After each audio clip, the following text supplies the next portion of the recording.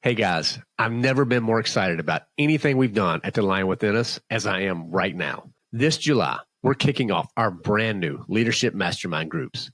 These are small, exclusive cohorts, just 7 men per group, designed for Christian men who are ready to stop drifting and start leading with clarity, conviction, and true accountability. We're talking real discipleship here, not just content.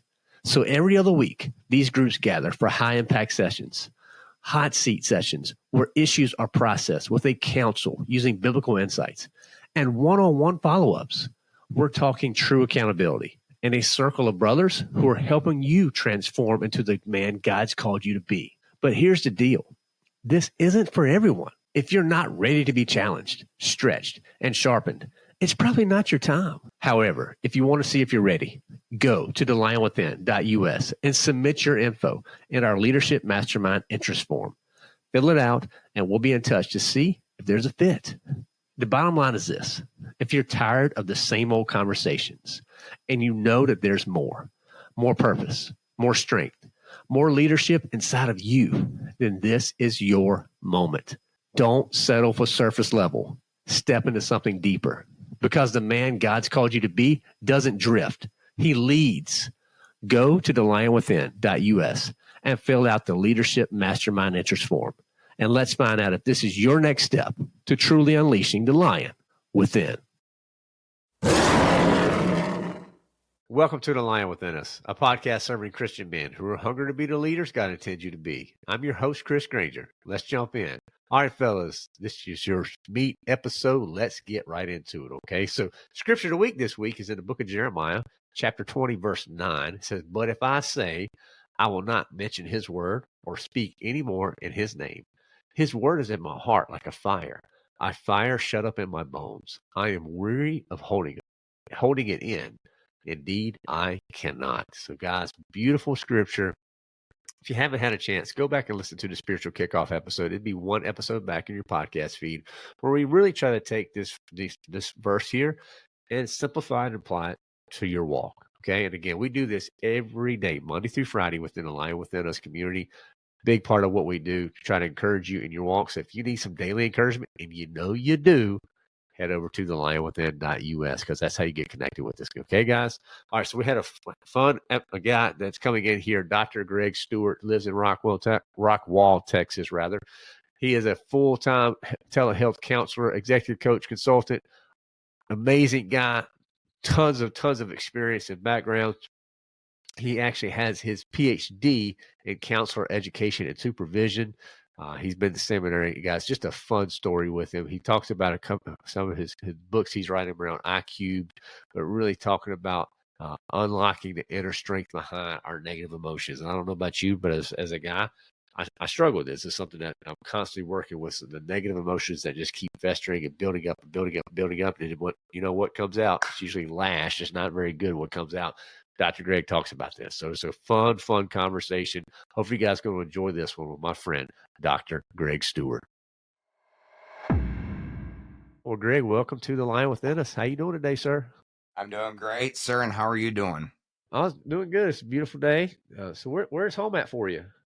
Rockwall, Texas. So if you know the I-30, I-30 goes right downtown Dallas and downtown Fort Worth. So you take I-30 about half an hour outside of downtown Dallas, right there in Rockwall, Texas. Beautiful area. Love it. Love it. That's great. Well, love to know, before we dive into anything heavy here, what's something fun about you that maybe not many people know about? Something fun about me was, I can go through the story, but I was basically, we're empty nesters, and I just had my our first grandchild born on February 1st. So that is beyond fun. Yes. Was it a little boy or girl? Little boy. He's Dean Mylan Stewart, so my son's son. And the middle name Mylan was named after my grandson's great-grandfather, my grandfather. So, yeah, it's just beyond honoring and beyond beautiful. That is Love so it. cool. Legacy. Are they close by to Yeah, you? so, yeah, we're in Rockwall. And then my kids live in Aubrey, Texas, it's north of Dallas. Okay. Yeah, but we're all in roughly the same area. My wife and I have 7 kids between the two of us.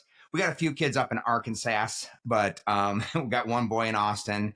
But the most of us, all of them are right there in the Dallas area. So we're trying to get our Austin boy up here, even though he loves Austin. No, and our Arkansas kids down, but Arkansas is beautiful too. That's really cool. So it's a big family, sounds like. Yeah, yeah. My wife came in with 4 kiddos, and I came in with 3. Now, people say, "Wow, 7 kids," but it's not like they were all preschoolers running around. I just basically my wife's youngest daughter. I was with her, raised her the last 6 years when she was like from 12 on. So, Right. but I was really, and we had some kids live with us for a period of time here and there, but it's not like we had 7 preschoolers running around. That would have been a bit much. Yeah, that would add to the stress, I'm sure. Well, I'm excited. Thank you so much for joining us today. And you took a lot of effort in putting your book together here about the inner strength behind your negative emotions. Just curious, what led you to even wanting to venture down the path of writing this? So I'll kind of give you the background story because at the end it leads into it, but it only takes a minute or so.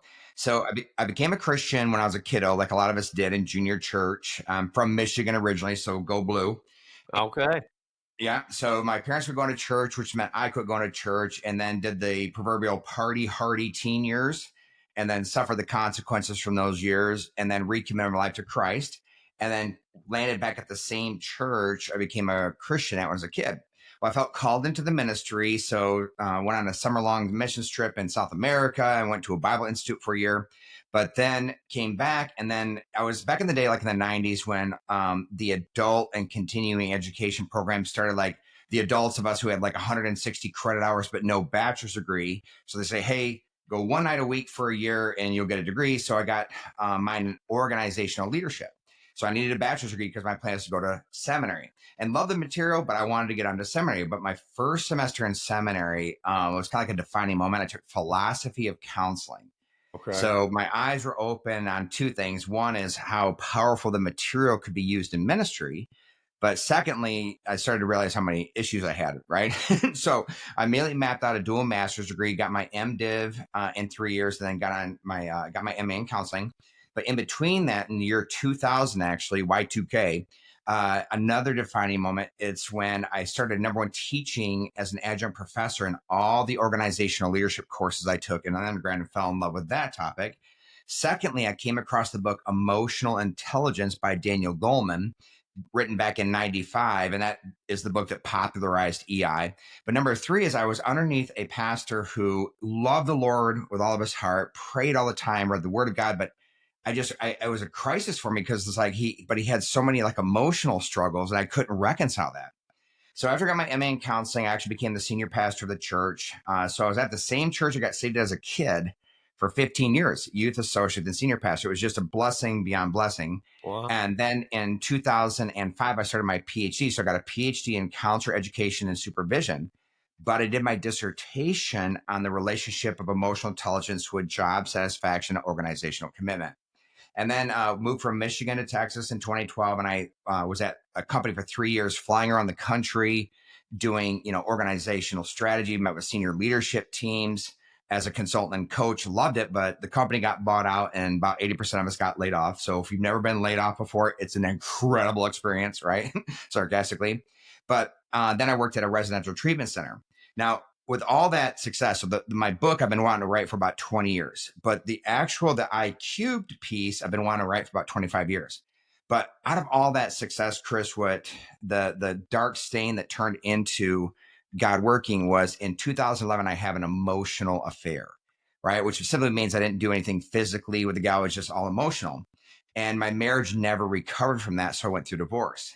At that point, I began a 10-year healing process.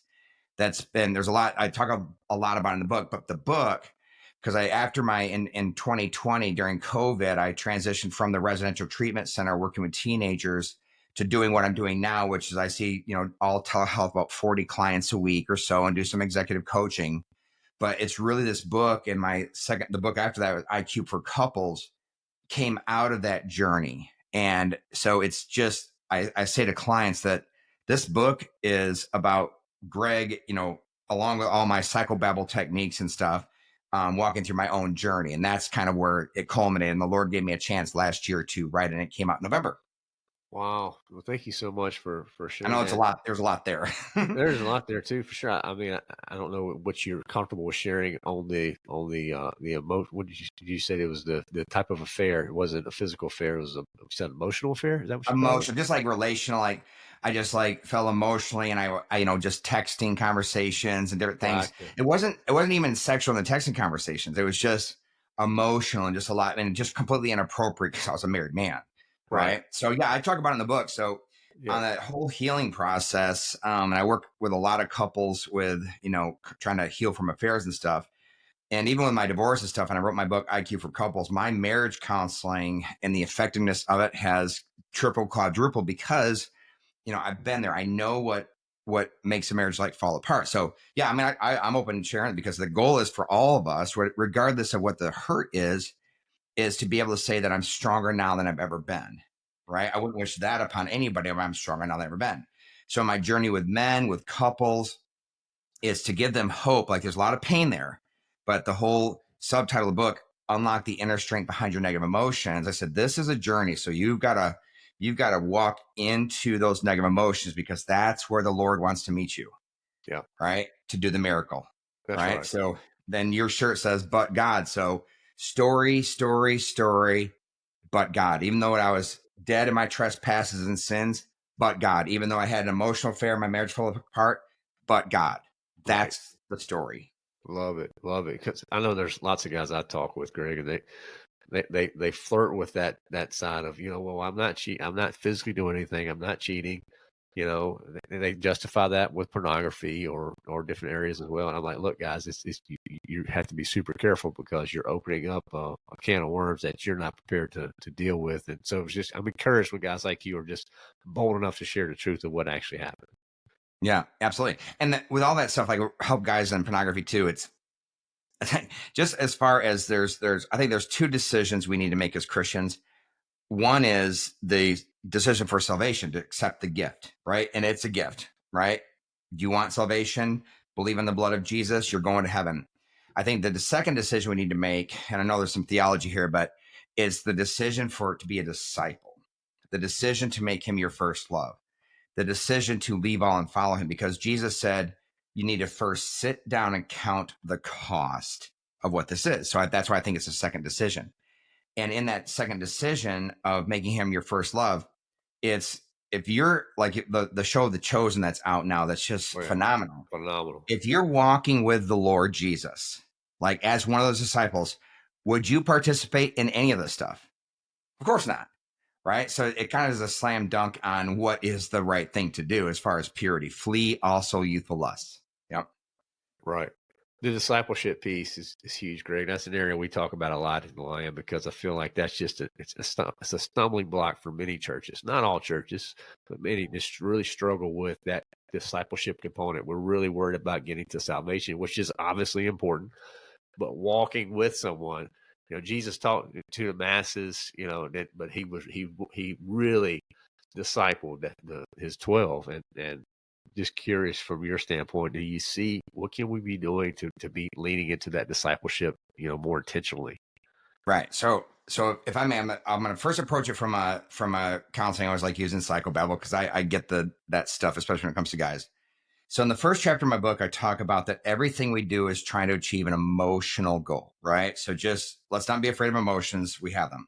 So the emotional goal is good. So there's micro emotional goals and then there's macro. The micro one is I feel thirsty, so I don't want to feel thirsty, so I get a drink, or feel hungry, or rested.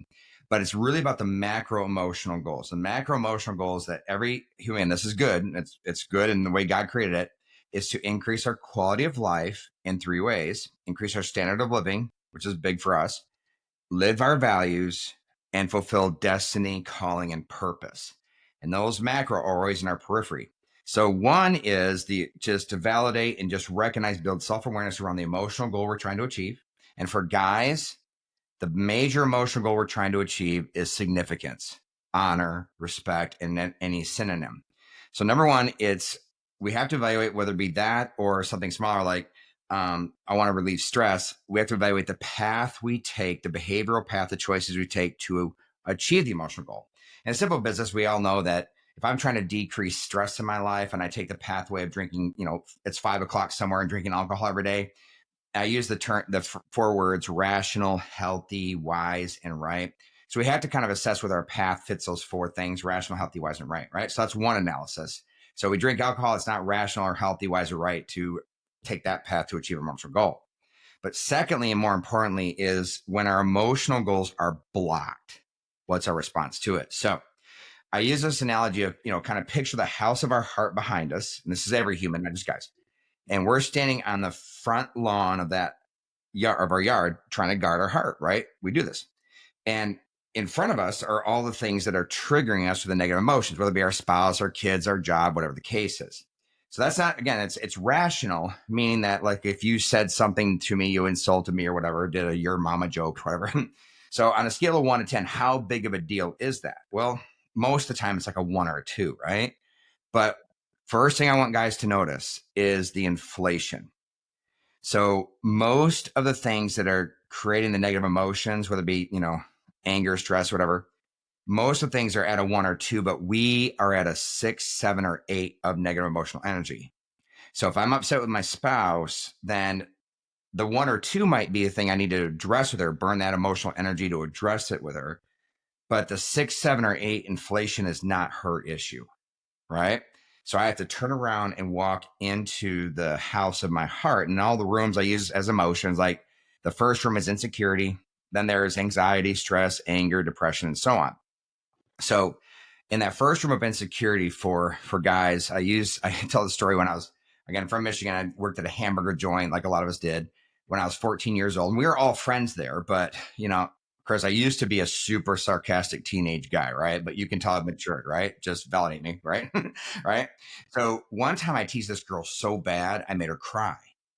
And while she's walking away crying, even worse, I yell out, "You wouldn't get so ticked off if it wasn't true." But right at that moment, another defining moment, because I turned it on myself and I said, "Oh my gosh, Greg, every time you get upset or defensive or, ticked off that somebody insulted you, there's truth to it." Then I started observing everybody, saying, "Oh my gosh, anytime we trash talk one another, there's got to be truth to it or else it won't work." So good thing with guys is that we have insecurities, which means what? There's something we don't like about ourselves, which is not bad, but there's always thing, but that's not the issue. The issue is we don't want it pointed out or exposed, right? So that's the big deal. So then when it comes to 3 reasons for the inflation, one is we believe lies. We could believe a lie about ourselves. And like I say, Satan, Satan's got one tool. He doesn't have a toolbox. He has a holster. And those lies come in the form of me, he, we. Lies about myself, lies about God, or lies about our relationship, ever since Genesis 3. So the first step in decreasing negative emotions is emotions don't produce themselves. They come from sentences of interpretation in our mind. This is, again, for every person. We've got to build self-awareness around those lies. It could be something like, "I'll never get a job," or "this will never work out." The second reason for the inflation is next on the room of insecurity, there's a doorway that goes into the basement. And this is huge. And when we take things personally, in the basement is the machine of identity, value, and worth. And when we take things personally, that negative experience is impacting our value and worth. I just had a session this morning with a guy in Ohio that it was like this was an epiphany for him because he didn't realize how angry he has been towards his wife and family. And then over in the corner in the cellar door is the door of trauma. And you have big T trauma, little T trauma, whether it be the big T of literal veteran stuff, or little T trauma is just like a lot of negative events we've been through. That what happens is we go into a situation and our mental model goes, "Oh no, Chris, here we go again." And it scoops up that emotion from the past and dumps it. So long answer to your question, basically we have to be aware of recognizing everything we're trying to achieve in an emotional goal. And guys, we're big on success. We're big on significance. And when when that is blocked, whether it be at work or with our spouse, we get inflated because we believe lies about it, take it personally, or it reminds us of our past. Love it. Love it. Guys, we're going to take our first break and we'll come back, keep diving in with Dr. Greg. I've got something big to share. We're making a major shift because we know the battle was real, and it's time more men had access to the support they need. For too long, guys have been trying to carry the weight alone, pressure at work, tension at home, wounds from the past, and a world that demands strength but offers no place to rest. We see it. We've lived it. And that's exactly why we built our community. It's a stronghold, a place where warriors can find rest, truth, and a band of brothers standing beside them. And starting now, we're making it easier than ever to step in. We've lowered the barrier to just $15.99 a month. That means for less than the cost of a drive-through lunch, you can join a brotherhood that's centered on Christ and built for growth. Inside, you'll find access to our daily spiritual kickoffs every Monday through Friday, our Lion Lunches, our Bible studies, our Friday Forge gatherings, all that and so much more. Every man needs a stronghold, and you don't have to fight alone. If you've been waiting for the right time to jump in, this is it. Go to thelionwithin.us and join the community and see for yourself what happens when iron truly sharpens iron. You know, one of the favorite items of the book that I read was it says the issue isn't what they think of you. The issue is what you think of you, and being honest with ourselves and digging in that vulnerability. Man, that's hard because you're trying to rewrite that internal story. So how do you help guys with that piece? Right. So there's three things that are like in the chapter on insecurity is like another gal. Y'all remember this one when I wrote the story about one gal says, Dr. Greg, she's pushing my buttons. And I said, well, uninstall your buttons. The issue isn't that she's pushing your buttons. The issue is you have buttons to push. Same thing there when there's name calling that. Dr. Greg, she called me this name. And I said, well, the issue isn't that she called you that name. The issue is that you agree with her, but you didn't want her to point it out. Okay. So it's that recognition of why do I have these negative emotions? And the big one is defensiveness. And a big one for us guys, right? Because when we get defensive, like literally the only reason it's either you're getting defensive because it's either true, but I don't want to own it, or it's not true, but I'm believing it to be true. Or that somebody's trash talking me and I'm worried about the influence. So again, what negative emotion? We have to label, like there's one is negative emotion is energy. Emotion is energy, good or bad, or good or negative. Secondly is to have the right label. So like when guys have anger, realizing that anger is always a result of fear hurt. So when I'm getting defensive, right, the issue is what I'm thinking about me, right? So I'm afraid of what other people think about me. And so you have to label it right. It's because anger is focused on the outside again, but fear and hurt's inside. So it's a matter of just recognizing what negative emotion is what I'm feeling. So we walk into them, and I say this is for everybody. We got to put down the microscope and pick up the mirror. And all this is in because number 3 is all negative emotions exposing something in me. And that sounds bad, but I keep trying to convince people that this actually gives you back the power. So my goal in the entire book is to take all power away from the environment and give it back to yourself, right? So part of it is, again, I would just say the step is recognize what emotional goal you're trying to achieve. Number 2, what path are you taking and what path is being blocked? And then figure out the negative emotions. And is it really lies I'm believing? Or is it that I'm taking it personally? It's impacting my value and worth? Or is it because of a past experience? It's like, if I may get like really deep in some theology here. So back in January, Chris, the Lord said, he told me, Greg, you've never learned how to be a son. Right. And I knew it was him because people hearing from God, it's the Lord when you hear a phrase in your mind that you would never say. Right. That's how you kind of know it's the Spirit. So the verse that came to mind, this is what just has been, I've just been chewing this, is when it says in Hebrews of Jesus, as a son, he learned obedience through the things that he suffered. Okay. Now think about each phrase. Now the things that he suffered, we immediately think of the cross, but it doesn't match the rest of the verse, right? So the suffering is not the cross. The suffering is his life. As a son, he learned process obedience through the things that he suffered. The suffering is in all these emotional goals, right? So he has overcome the world. What is the world? The lust of the flesh, the lust of the eyes, the pride of life. It's all an emotion, what we want to feel, guys. And for especially those of us who are married, the number one emotional goal we want to feel is to be admired and sexually desired by our spouse, right? And when that goal's blocked. So in our process, and this is where I think, because I thought about, okay, why did God create marriage the way he did in the family? So you have Father, Son, Holy Spirit, and he duplicated that in the family. So I thought about to myself, as far as when the Lord says you've never learned how to be a son, that I started saying, okay, as a son, I need to learn obedience to the things that I'm suffering.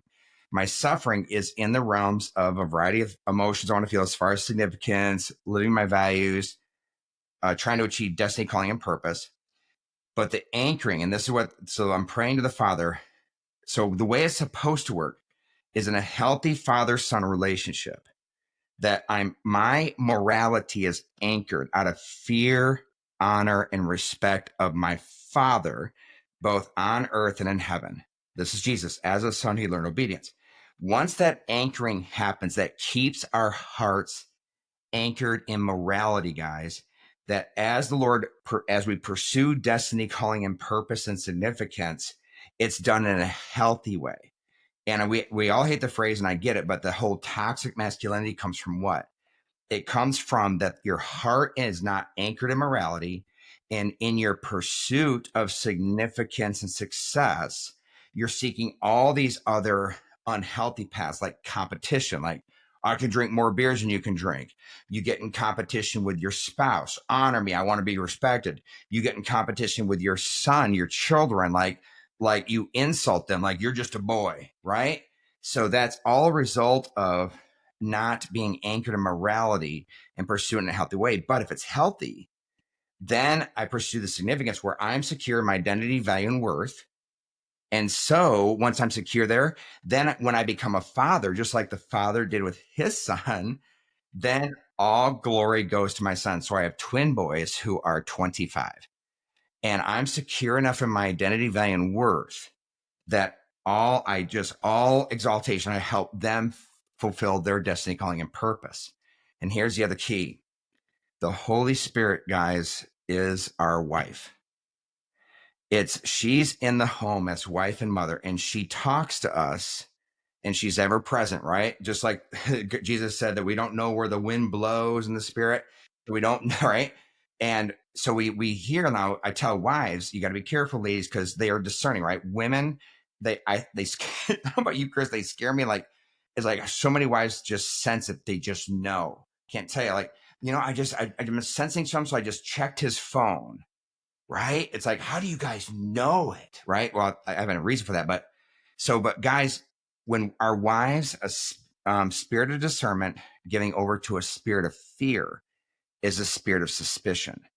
Now that's what they have to work through. But healthy wives, they throw out to us when we get defensive because we feel like they're trying to control us or attack us. No. So just like the spirit, don't quench the spirit in your home. Don't grieve the spirit. That's her gift. And her number one goal is security. So all this plays in together, even theologically, that when it comes to our negative emotions, our identity and worth, and what God wanted to create in the home. That's why we're Satan attacking the family. Fatherless homes. And then we have sons trying to gain significance, right? In just all these horrible ways. And if you were Satan, what would you do?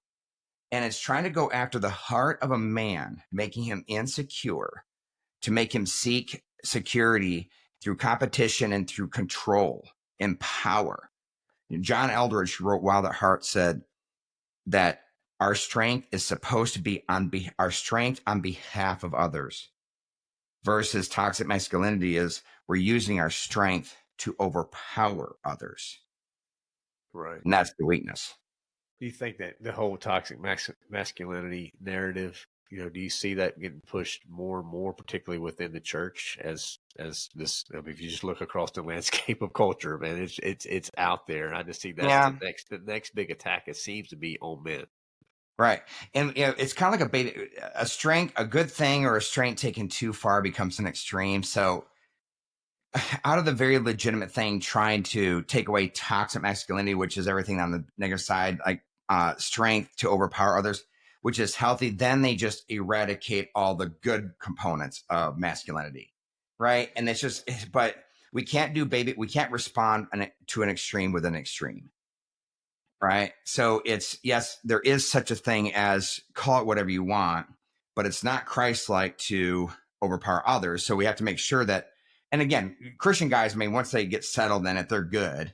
And again, it's only in the extreme side of the church and stuff that we appreciate the Holy Spirit in our home. Again, they're one, but we are still men who want to pursue and seek significance, which we should, right?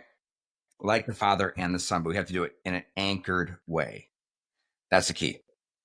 Yeah, but yeah, no, I'm a man, and I want to be a man. I want to be significant, and there's a lot of good aspects of that I'm not going to eradicate my masculinity in order to honor femininity. Right. That's ridiculous. I want to honor femininity while still being masculine. That's right. But I want to do it in a healthy, mature way. I'm super curious for the guys that you've worked with and just from your experiences out there, what is the number one negative emotion for men that they struggle with? And is there a common lie that's attached to it that you hear? Yeah. The number one negative emotion, well, it gets displayed as anger, right? Uh-huh. All right. And whether it be externalized or internalized, it's an anger because, they use power, right? They use power in order, and that's what anger is. Anger is a very powerful negative emotion that we use to immediately change the situation, right? So, but it's really, that's what I'm saying. It's all anger as a result of fear, right? And I've had guys push back. I said, give me one example outside of God, of course, that is the anger is not a result of fear, right? It's always fear. So it's fear in what? So we get angry because we have these block goals, right?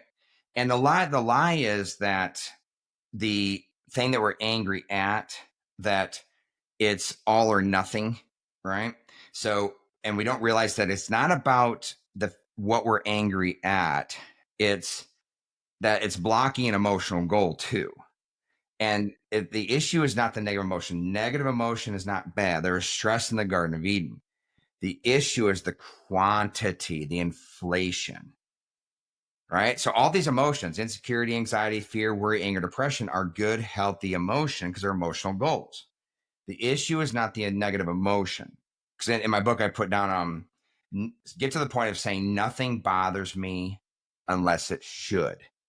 Because what we try and do is we get up to a 8, 9, or 10 as far as negative emotion, we try and pull it back. I said, try and, take out, uninstall your buttons and all that. Start with nothing bothers me, but unless it should. So I'm not talking about passivity. I'm talking about the right amount of negative emotion. So we burn the energy. That's the way God created us. Right amount of negative emotional energy to address it. But when it gets inflated, a lot of times for guys, it's because it's hitting our value and worth. We're taking it personally and it's hitting our value and worth. That's what I think it is. Got it. Hey guys, we'll take our second break. We'll be right back, fellas. We're making a big change that I think you're really going to enjoy.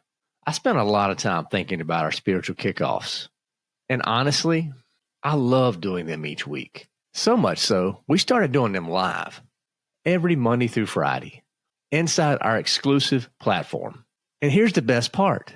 We decided to give full access completely free. So now you can join our daily spiritual kickoff space at no cost. Every day we go live to read the word, to encourage each other, and find simple and powerful ways to apply God's truth to our lives. You'll even have the chance to engage with me directly. And if you missed a live stream, don't worry. The videos are posted the same day, so you can catch up whenever it works for you. This is exclusive, behind-the-scenes content that is not available anywhere else. And now we've removed every excuse. So if you're ready to get started, head over to thelionwithin.us and grab your free access today. Let's grow together.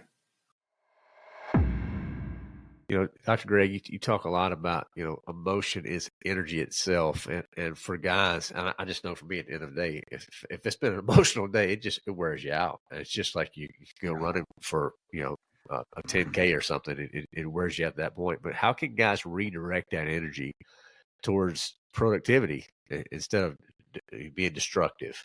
Right.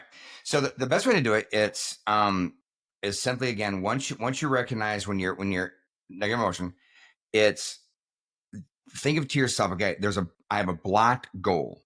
Like even somebody that cuts me off on the road, there's a blocked goal, but what's my blocked emotional goal? Honestly, when somebody cuts me off, it's I want to feel like I can relax on the road and I can do what I want on the road. Right. That's literally what it is. I want autonomy and independence. That's the emotional goal, right? So when it comes to our wives, saying something like, criticizing about video games or our jobs or whatever it is, again, it's a blocked goal.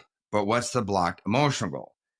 All right. Then it's once you recognize that, then you can pinpoint it to what should be different. So and then what pathway am I taking to try and achieve it? Right. So I always like when our wives ask us how we're feeling, and most guys don't have a clue how to answer that. I always encourage wives, ask your husbands, what is their opinion? All right. Then they can tell you what they're feeling. So just recognize it as I have an opinion, and then you can talk about emotion, right? But when you feel like your wife is criticizing you about video games and you're defending video games, what's her? So after we do this, recognize what other people's emotional goals are. With our wives, it's not about the video games, guys. It's she wants more time with you. So don't defend video games, or don't defend sports, or don't defend March Madness. She's not, we often attack the obstacle to our goal, right? So it's not about the video games or golf or sports or whatever it is or work. It's just she wants to achieve her goal because she has an emotional goal too that's valid, achieve her emotional goals. So just recognizing that these negative emotions are pointing to something, and recognize it as rational, healthy, wise, or right. Right? Be rational, be logical, be wise, be right. And the biggest thing I can say is just don't let yourself off the hook. Because when I went through this exercise myself, again, everything in there is, I said, okay, Greg, what's being exposed in you, right? Why are you angry? Well, then I focus on what I'm angry about. But the next time, wait, Greg, don't let yourself off the hook. Why are you so angry? Right? It's that. It's like, but yeah, I get it, because we're just burning all this energy on the external party. But why am I so angry? It's because there's something that it's exposing. Right? And that's exactly right. So it's exposing something else that, like, one time the Lord revealed to me, it's like, Greg, you have envy.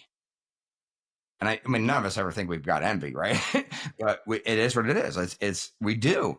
And when you're honest and open and just don't let yourself off the hook, because that's exactly like we say, we just want to get the stuff out of the way so we can pursue our goal. And the Lord's saying, nope, I want you to scoop that up and plop it right between us, because this is where the miracle happens. And it's hard for guys because we don't like exposure, because it makes us feel less than significant. But I cannot emphasize enough. When I put down that microscope, picked up the mirror, and I walked into it, and I would not let myself off the hook. On the other side, I have never felt so significant. I've never felt so confident. I've never felt so secure. And it's so much easier for me just to own it or agree that, yeah, you're right. I mean, it's easy. And that peace I have of confidence, because confidence is the number one character trait that attracts one human being to another. And that confidence means that I have just secure. I say confidence is actually arrogance plus humility, right? So, right, it's a paradox, right? But I have confidence that I'm very secure in who I am and whatever. But I have humility because in my mental model, this is like the chapter on the mental model. I have security that I'm blind in areas, right? Right. Going to people saying, hey, how can I grow? Where am I blind? I don't have, if it's true, it's true. I'm not afraid of truth anymore. Because if it's, the truth shall set you free. I've never been more free, because the truth shall set you free. Because when you're that confident, then the things, well, my spouse needs to grow too, or my boss needs to grow. Okay, well, the only way to achieve that is that you're secure enough and you model it before your wife and family in that security and confidence. So when you say, hey, we're safe. Like, I mean, is there anything I need to own? Right. Because you've asked it so many times, right? And then that kind of forces them to own it too. So you can achieve that goal through the modeling of owning it yourself. Okay. Lots of guys, and I get a chance to talk with them on a regular basis, but many of guys feel stuck. And when you're stuck, maybe it's anxiety, fear, anger, whatever it may be, a practical getting started can seem so audacious. So how do you help the guys who just, you know what, I am what I am, and this just, there's no fixing this. Right. One is, and I got this actually through, there's a program called the journey course, and it has to do like because I took the course myself to help guys with sexual addiction stuff. So when he just used the phrase that we're all broken, even like we never are not broken.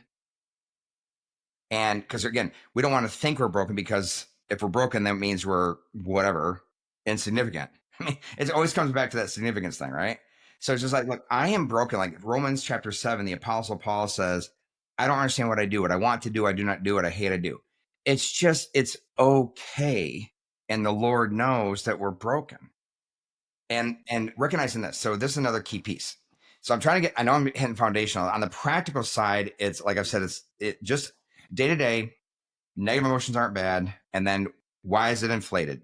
So that never is going to change. Go after the inflation. The inflation is going to be lies, taking it personally, or bad past experiences. And you got to walk into that stuff and feel, fix it. So that's on a practical basis. There's your answer on a practical basis. What do you do? That's what you do. Right? You've got to walk into it, right? Now, I'm trying to go up to the undercurrent stuff of what the Lord sees us as, because it's what, like you said, the issue isn't what your wife thinks of you. The issue is not what your boss thinks of you. The issue is what you think of you. You got to go after that identity, value, and worth. And basically, the identity is facts about yourselves, and we assign a value and worth.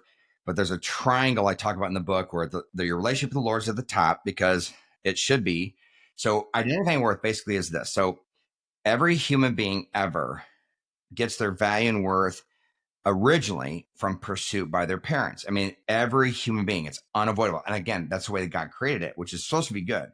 So pursuit by our parents simply means that our parents, like unconditional love, right, helped us recover from failure and taught us how to be successful, because it's like every child is like, Mom and Dad, I have no freaking clue how to do this, right? Right. So, but if it's healthy, it's a powerful, like our pastor said that, our ceiling is supposed to be our children's floor, that every generation, right? So that's good. But obviously when it's an unhealthy process, it's messy. That's why we say of kids, they have a low value worth. So then what gets added to that form that are our peers, and then significant others, bosses, coaches, and then it culminates with their spouse. So I say we have to remove every other human being from that formula. That's crucial. So I don't need my wife to pursue or validate me. I don't need her. I want her to, right? And based on our marriage covenant, she needs to, and I need to pursue her. Cool. So it doesn't change expectations. What it changes is a degree of negative impact if it doesn't happen. So I tell guys, you've got to remove every other human being, and they immediately go to, well, I don't need other people to pursue me. So they take it from need and they include the want in there. No, you can't do all or nothing. You still want other people to pursue you. That's okay. Right. It's just you don't need them to. Sure. That's what a relationship is about. That it's like, look, I want to know that Chris, liked my book, right? If he didn't, talk to me about it, right? So I want that. It's just like, I don't care what Chris thinks. No, I do care what Chris thinks. Don't go to the extreme. So we do think what other people are, but it just doesn't impact my value and worth. So we try and we just don't ever want to feel insecure again. So we just say, I don't care what people think. Well, that's not healthy either. Yeah. And it's a tension, man. You got to exist with being comfortable with negative emotions. I do care what you think, Chris. Right now, my value and worth's not based in it. But if you tell me truth, that truth I need to add to my mental model, because it'll only make me better. Right? See how this works? It's that deeper stuff, and I give a lot of techniques in the book on how to deal with the negative emotions, but this book is really, especially my book is the IQ for Couples. I'm going to hold it up here. IQ for Couples, facing our negative emotions to build intimacy.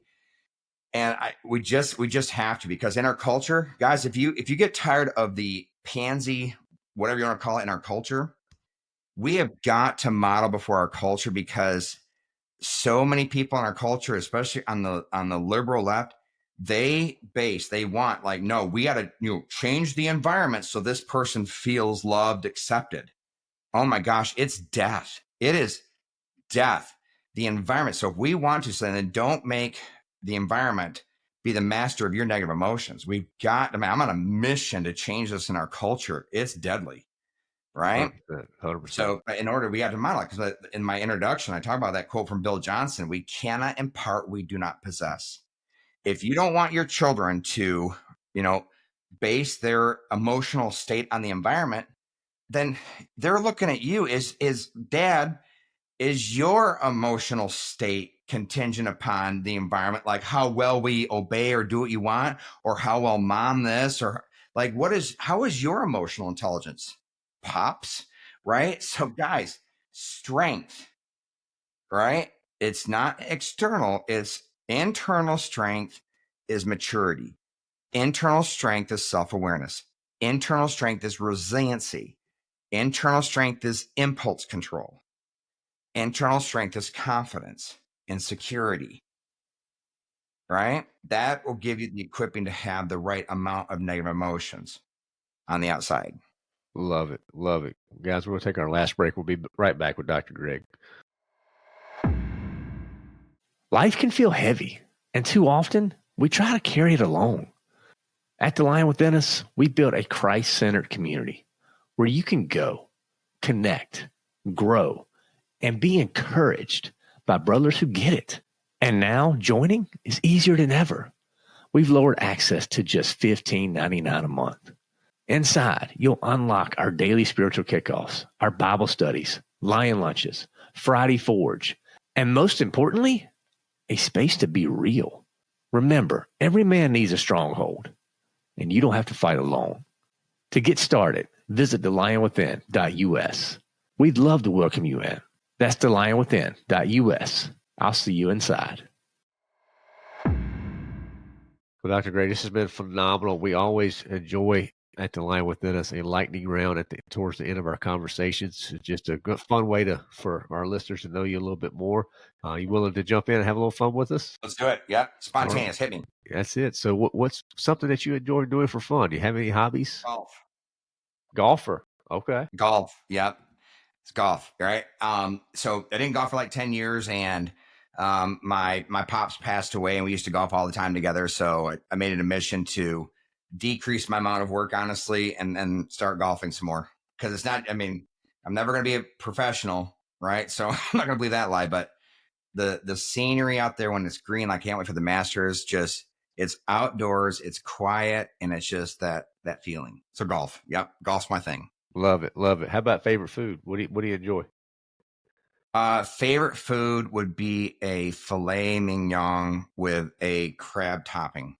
Oh man, let's go. I know, right? So I just made your mouth water, didn't I? That's it. That's it. If you could have a superpower, Dr. Greg, what superpower would you pick and how would you use it? If I had a superpower, read minds. If I could read minds, I wouldn't use it for my selfish gain. I'd read people's minds to help them be, honestly, I'm not being facetious, help them be free. There you go. That's it. That's it. If you looked at the last year of your life, Dr. Greg, what would you spend too much time doing? Anything come to mind?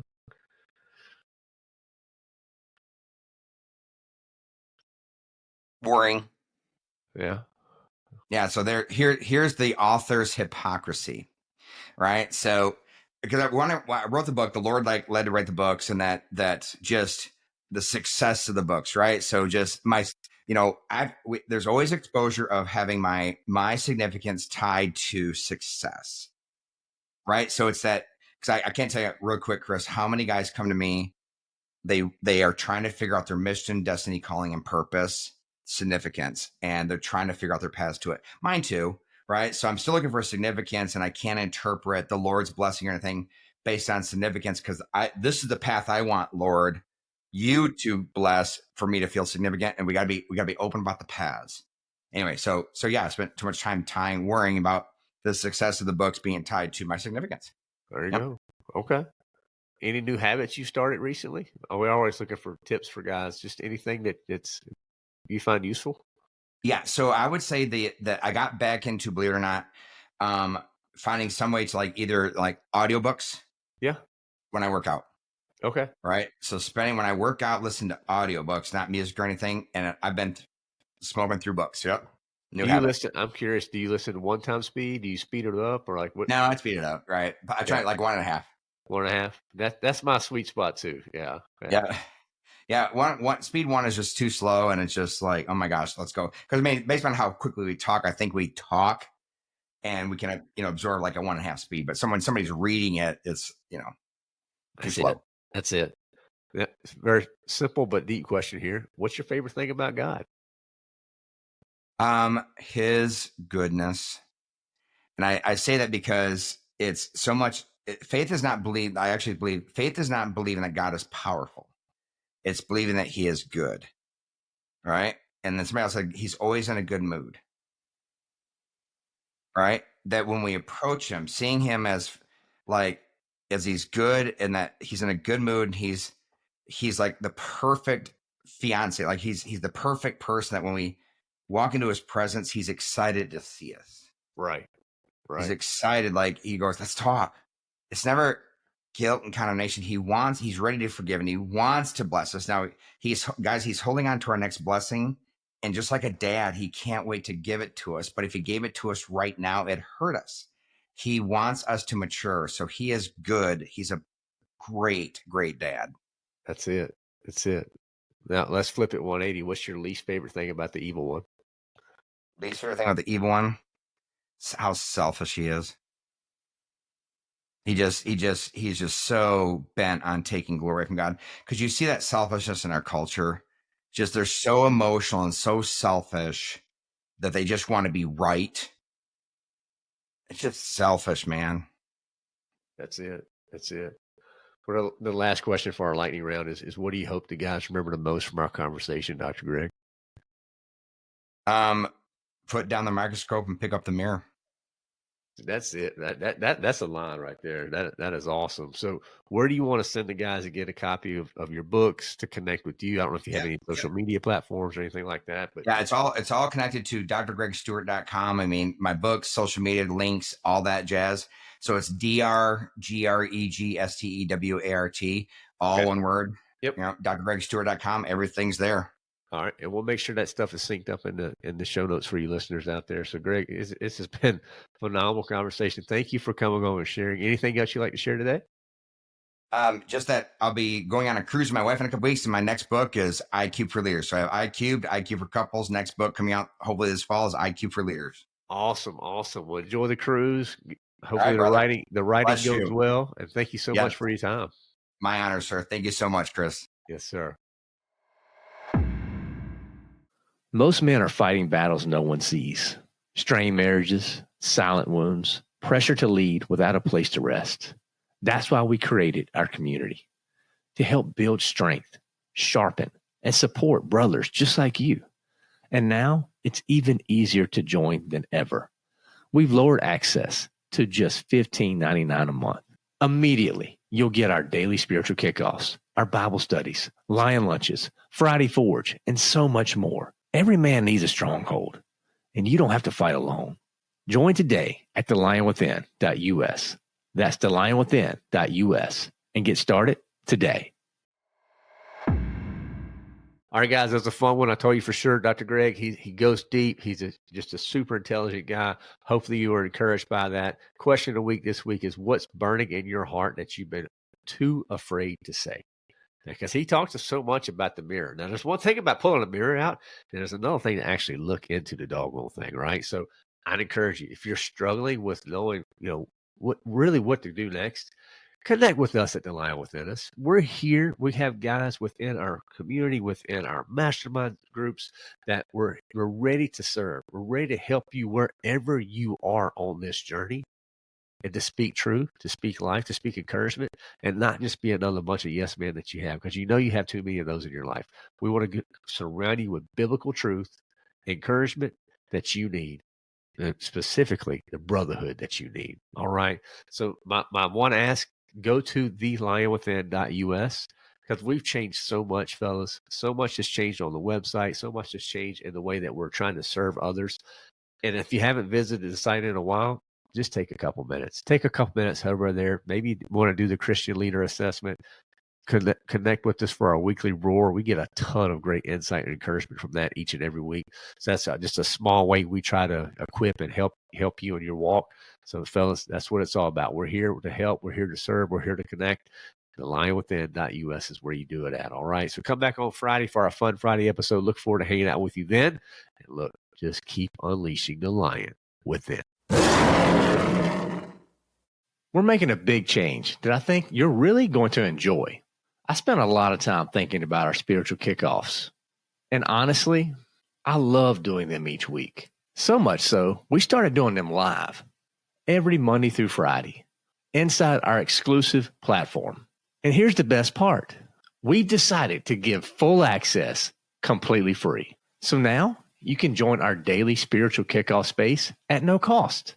Every day we go live to read the word, to encourage each other, and find simple and powerful ways to apply God's truth to our lives. You'll even have the chance to engage with me directly.